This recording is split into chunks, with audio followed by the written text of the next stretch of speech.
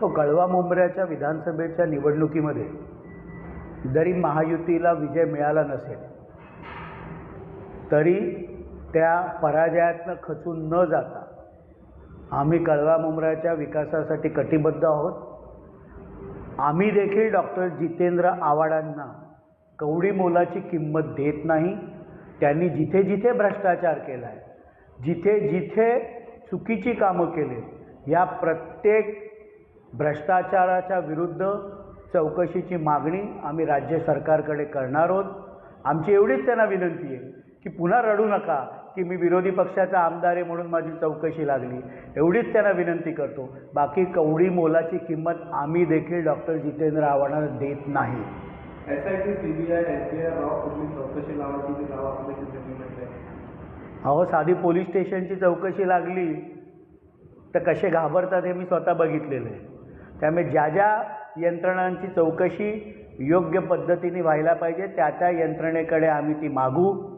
भ्रष्टाचाराचं जर एखादं प्रकरण असेल तर अँटी करप्शनकडे मागू। एखादी शासकीय जमीन बळकावली असेल तर महसूल विभागाने त्याची दाद मागू। पण त्यांनी केलेल्या प्रत्येक दुष्कर्माविरुद्ध आम्ही चौकशीची मागणी करणार आहोत। आमचं त्यांना खुलं आव्हान आहे।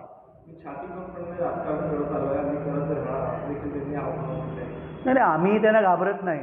ते आमदार असतील कळवा मुंब्र्याचे, ठीक आहे, पण त्यांनी जी जी चुकीची कामं केलेली आहेत त्या प्रत्येक गोष्टीच्या विरुद्ध आम्ही चौकशीची मागणी करणार। त्यांना जर आमच्यावर आरोप करायचे असतील तर त्यांनी आमच्या चौकशीची देखील मागणी करावी। आम्ही त्याला अजिबात घाबरत नाही। आम्हीही छाती ठोकपणे राजकारण करत आलो। त्यांच्या प्रत्येक आरेला आम्ही कार्याने उत्तर देऊ।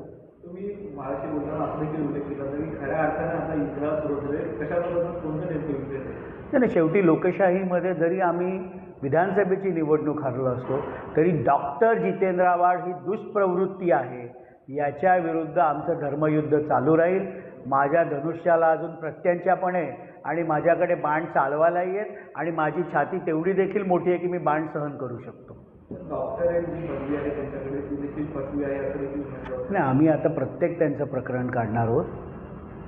ते ज्या पद्धतीने खालच्या पातळीवर जाऊन राष्ट्रवादी काँग्रेस पक्षाचे आमचे राष्ट्रीय अध्यक्ष व राज्याचे उपमुख्यमंत्री माननीय अजितदादा पवार साहेबांवर महाराष्ट्रात काही घडलं की ते अजितदादांवरच आरोप करतात। त्यामुळे त्यांच्या प्रत्येक कृत्यावर आम्ही चौकशीची मागणी करणार आणि त्यांनी छातीटोकपणे राजकारण केले ना, तर त्यांनी घाबरायची गरज नाही। फक्त रडत येऊ नये की माझ्या मागे चौकशी लागली। कारण रडणं मीडियासमोर हे त्यांचा स्थायी भाग आहे।